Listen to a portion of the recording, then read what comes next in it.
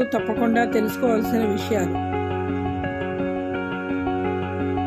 Capsicum తినటం వల్ల ఎలా బరువు తగ్గుతారో తెలుసుకుందాం. కూరగాయల్లో అధిక మొత్తంలో ఫైబర్ మరియు నీరు ఉన్నందున ఇది బరువు తగ్గడానికి మరియు జీవక్రియను పెంచడానికి సహాయపడుతుంది. క్యాప్సికమ్ రోజువారీలో భోజనంలో సులభంగా చేర్చబడుతుంది.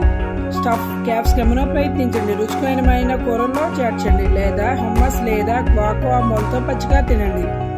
ఇలా క్యాప్సికమ్ పచ్చిగా తినటం వల్ల హెల్త్కి బాగా ఉపయోగపడుతుంది. Weight loss